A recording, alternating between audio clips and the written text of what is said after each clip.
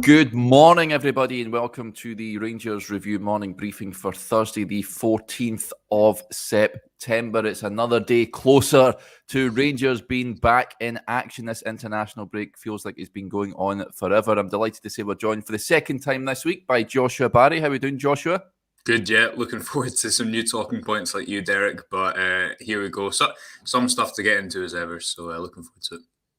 Yeah, there absolutely is. There's lots of content on the website, folks. Hopefully you're being kept entertained on there over the last week or so. There's a piece on there this morning we'll talk about shortly from Chris Jack on the 5 issues Michael Beale must solve to rebuild Rangers' season. And there's a piece on yesterday, you'll have seen it, folks, on Rabbi Matondo. Joshua carried out a brilliant interview with his former coach at Cercle Bruges over there in Belgium, where he spent a very successful loan spell. It's what attracted Rangers to the Welshman in the first place. He's spoken to Miron Muslic over there, who's still in charge of Cercle Bruges incidentally. But lots of interesting points there on Rabbi, Joshua, where Rangers should be looking to play him and his potential. Yeah, I mean, there's not been many stories, shall we say, of the first few months of the season, Derek. So it's always good to, when there is some interest in someone like Matondo, who's, we can get into the extent of how much he's improved, but I think just at the outset you can see that he's a much more confident player. The clear comparison for me is if you look at his substitute appearance at Dingwall this season compared to his one last season, where he went through one-on-one and kind of fluffed his lines after Beale spoke about him suffering from a crisis of confidence. This season, I think although he's not hit 5 goals and assisted 7 or 8 goals yet, there's been a lot of good signs, a lot of improvement in the way that he's playing, the impact that he's making, especially from the bench, I guess, so far. And obviously, he got the start in the final 2 games of the season, wasn't able to really make a sustained impact. But yeah, I think he's been one player who there's been more positives to write home about than negatives. So Miron, now in charge, was the assistant when Rabbi was there. And, that's where he played the best football of his career. And it's just interesting to get coaches' insight into players like this, because Matondo's clearly someone who puts in the piece who I don't think even people who would have criticised him most heavily, and let's not kid ourselves, last season was really bad. I think it was he announced himself in pre-season and then never really did anything after that. I don't think he was helped by the fact that he was played out of position, or it was the most comfortable position, and he only played, I think, 90 minutes in the league.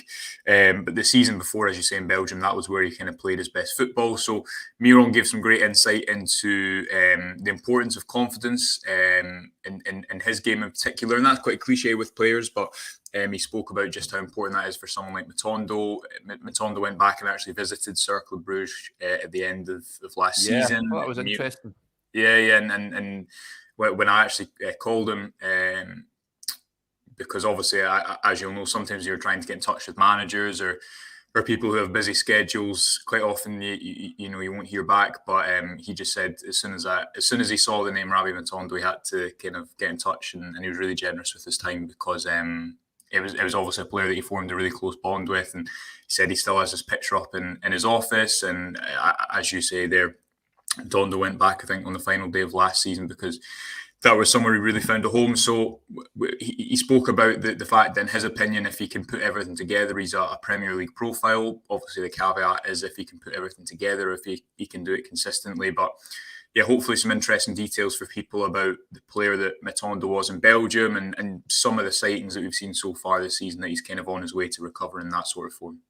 Yeah, lots of comments coming in with regards to that on Matondo. There's no doubt about it. He's improved, hugely on what was served up last season. I think he did suffer a couple of injuries there. I think it took him a bit of time to settle at a club with such high expectations. Many of the summer signings finding their feet as well. Let's hope they find their feet pretty sharpish. But there is some comments coming in just on Matondo and what we can expect this season. Gordon raises the point. Morning, Gordon.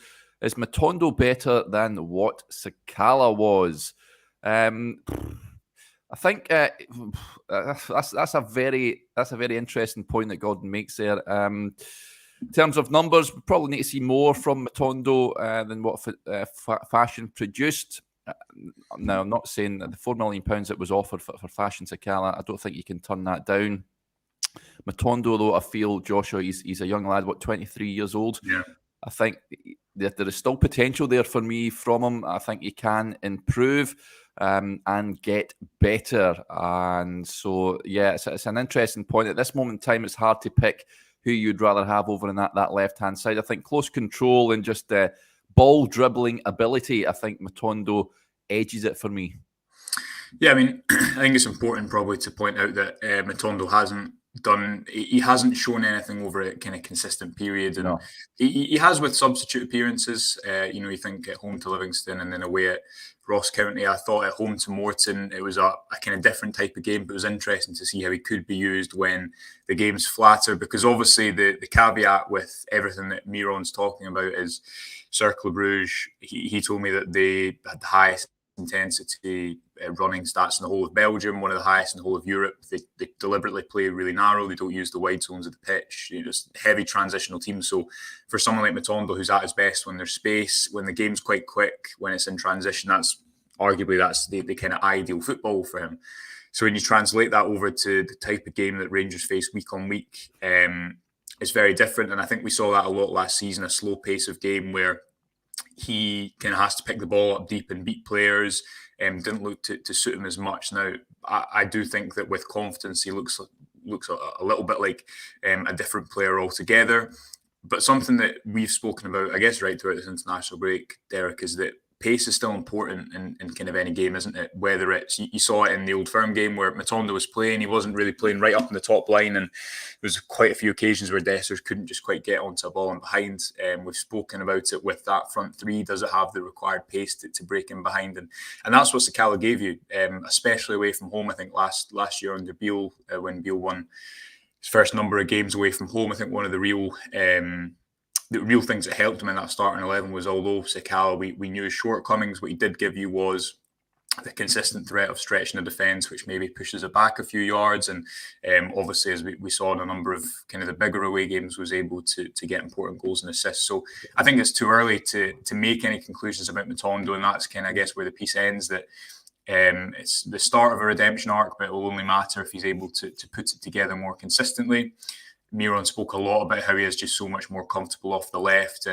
But yeah, interestingly, and I think you're starting to see that more this season, he is, I think, maturing a little bit into the Morton game sticks out to me, where it's a packed defence you're playing against there, but he was able to create a number of chances. He put the ball across the face of goal. It must have been kind of 2 or 3 times in that game, often taking the ball down on his left side instead of always trying to be predictable and cut inside on his right.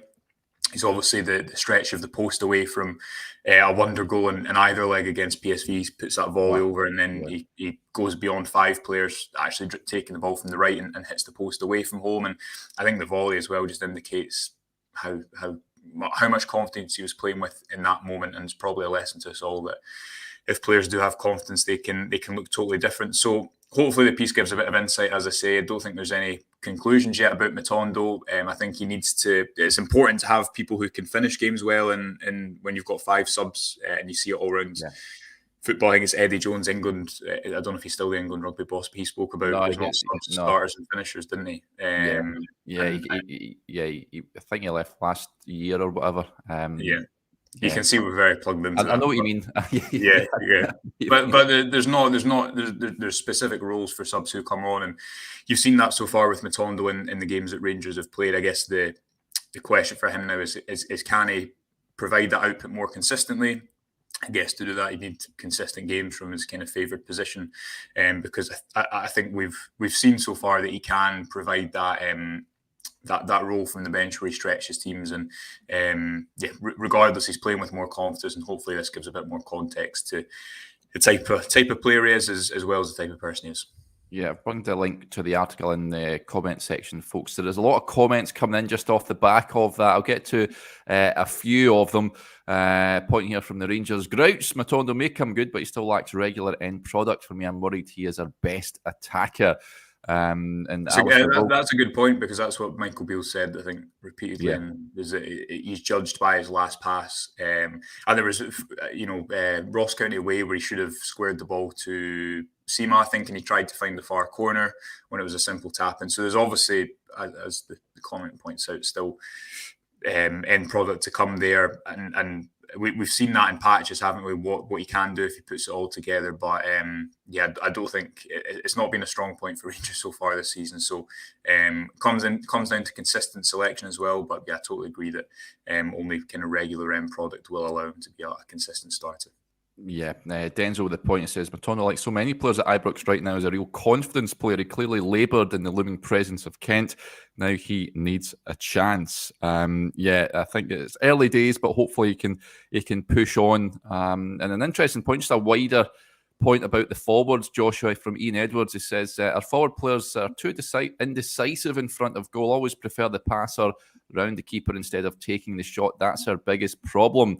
I think that's something that has been a frustration of mine for a number of seasons now. Rangers look to be walking the ball into the net as opposed to just someone putting the laces through it and having a pop shot at goal from the edge of the area. I think I remember Stephen Gerrard raising the point once when he was manager. You're just asking for someone just to have a pop at goal. What's your point? Is that a fair comment from Ian, do you reckon? Yeah, I get you. You just want to see Tom Lawrence hitting them from 25 yards again, don't you? He is a man to hit shots from the edge of the area. Yeah, he is.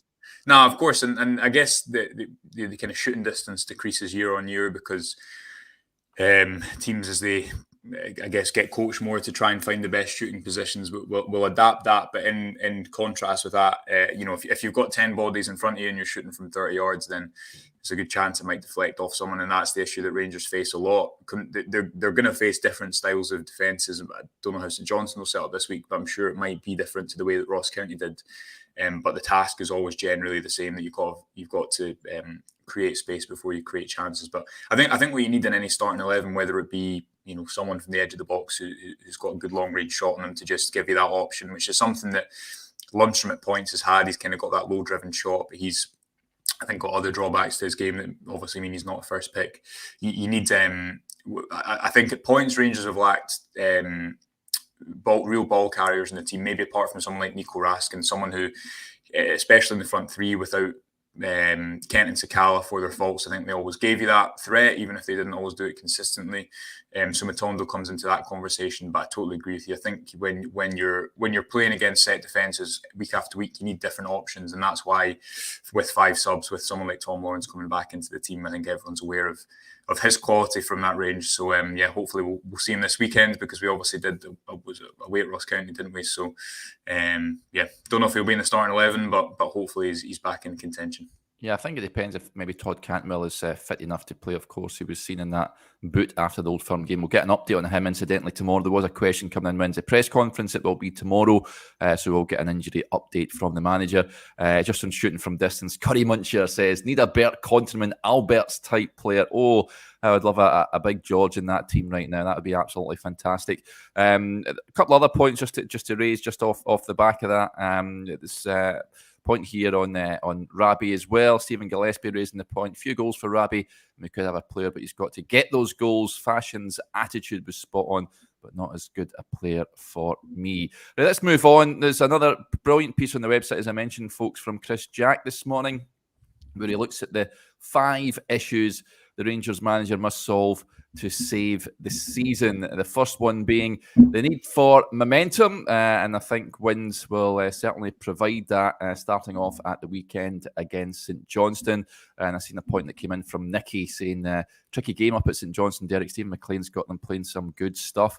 Yes, he's got them organised. It's not going to be easy, Joshua, but it's a match that Michael Beale cannot afford to drop any points in. He has to pick up the first win, and then he has to go on a winning run for me, building up that momentum, not only getting results, but getting performances as well. You've got matches at home coming up as well. You've got Motherwell and Aberdeen coming to Ibrox, a trip to St Mirren as well. I think the Betis game takes care of itself for me, but certainly domestically, you've got to be winning all those games, including that League Cup quarter-final.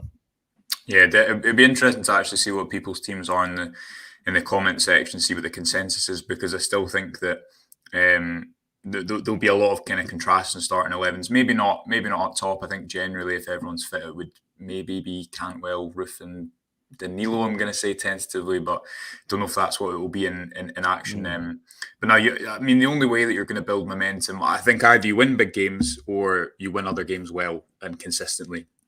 Which Rangers, obviously, they've only had 9 games, but they've not been able to do either of those things. Yeah. And Chris's piece, he speaks about, as kind of Mark's alluding to there, the importance to see style as well, to see, and that's something that I guess all managers will always want, but gives you a bit extra, because if people can see why you're winning and not just that you're winning, especially after the start of the season where you've already dropped points against Kilmarnock and you've got a couple of difficult away games to come up to, away games that kind of helped decide Rangers' league season last season with that defeat away at St Johnstone, and it was a draw away at drawn Paisley as well. So I agree, it matters how Rangers win as well as they do win. St Johnstone, I think, more than anything, you just, for so many reasons, need to get 3 points. 12:30 kickoff, as we spoke about on Tuesday, maybe does not fill us. Okay, yeah, fair enough. Does not fill up with confidence, does it? And I cannot remember many 12:30s where Rangers have played well in recent games. But I think there needs to be a clear plan, doesn't there, that comes across. Not just, there of course will be a clear plan behind every game, and but I think that really translates to what people are watching, because I guess to reiterate that point, the only way you're going to build momentum, I think, over a run of games you're expected to win is by doing it consistently, but doing it convincingly as well. And I think that's what needs to start the weekend. Yeah. Just on 12:30 kickoffs, I would get them if the opportunity was. I don't mind them, Really? Because you 3 o'clock sometimes. I don't know. I'm not as against them. I don't. Now I should caveat that with I don't love watching Rangers away from home at 12:30 kickoffs, but I'll give a bit of respect to 12:30 kickoffs from my end. Yeah, I'm just not a big fan of them, and also Old Firm games. Just get them back to normal times, please. We've had 12:30s for must be 15 years or something like that. A long time. No, it's just that folk don't wake up until the afternoon. In terms of the productivity, I feel. I remember speaking to Stuart McCall once when he was the Bradford manager, and Bradford were playing a 12:30 kickoff. It was live on Sky or something like that down here, and he wasn't a big fan of it either. I think it just takes the fans a bit of time to wake up, not only the players as well. So, but let us know in the comments, folks, if you're a fan of the 12:30. I know that the Blue Yonder is just mentioned, and we've got a lot of expats that watch us on the show in the morning. He says, hey, Derek, the 12:30 kickoff is perfect for us in Thailand. Absolutely 6 hours ahead there.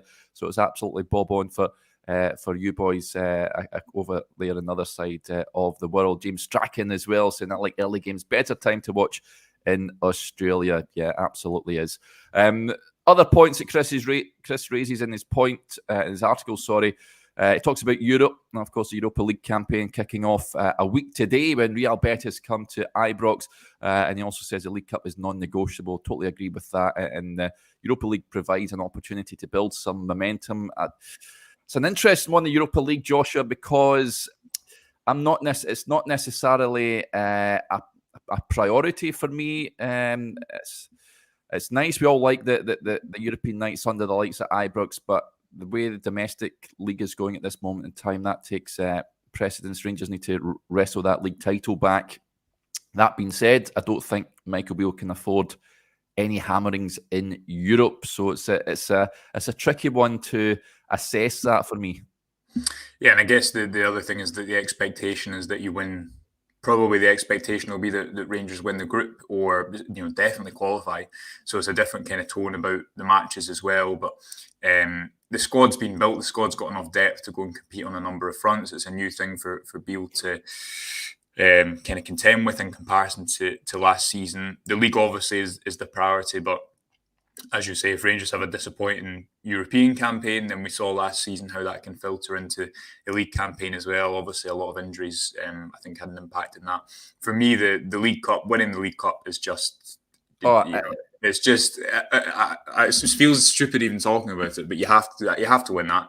And But this even is, though, yeah, Joshua, this has happened before. If you remember, I think the I 55 know. season, Rangers should have won the treble, and it's happened the other season before where Celtic get knocked out or what have you, and Rangers just fail to go on and lift the trophy. I agree with you. It should be, that trophy is not being delivered to the Ibrox Trophy cabinet for too long now, but it's one of those ones. We've seen this movie before. I wouldn't put my mortgage on it, put it that way. No, you definitely can't say with confidence that trophy's in the bag, because the core of this team and this new team obviously hasn't. The new team hasn't had the chance to, I guess, go and win trophies yet. But as a club, Rangers have not done that consistently over the last few years. But there is the potential there to build some momentum. The next big game outside of the League Cup obviously is the next Old Firm, which is a while away. But I think that's the one that will ultimately dictate the season. I think it's about, as Chris says in his piece, it's about being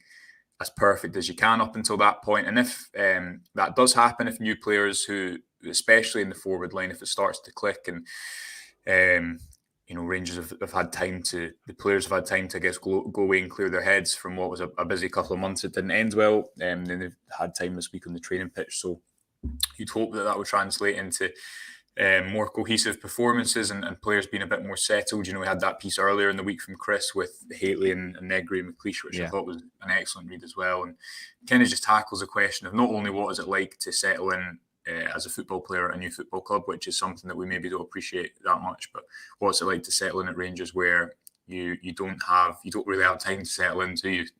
I think Mark Haitley makes a point in the piece that down south, especially when there's bigger squads, perhaps there's always time for players to settle in, and sometimes it can take a number of months. That's just not afforded to players here at all. It's certainly not expected of them. So you hope that a couple more weeks will have helped them. As we've spoken about consistently over the last couple of weeks, I would like to see more of Danilo going into this game and a bit more cohesion in the front three as to what Rangers are going to do. Question marks over who plays at left back going forward, obviously with Ridvan out of the European squad as well. What do you make of that, Joshua? Because me and Chris we talked about that yesterday with him not being in there. Now, if it's a fitness issue, if he's injured again, fair enough. However, if he isn't, then what does that omission tell you, do you think?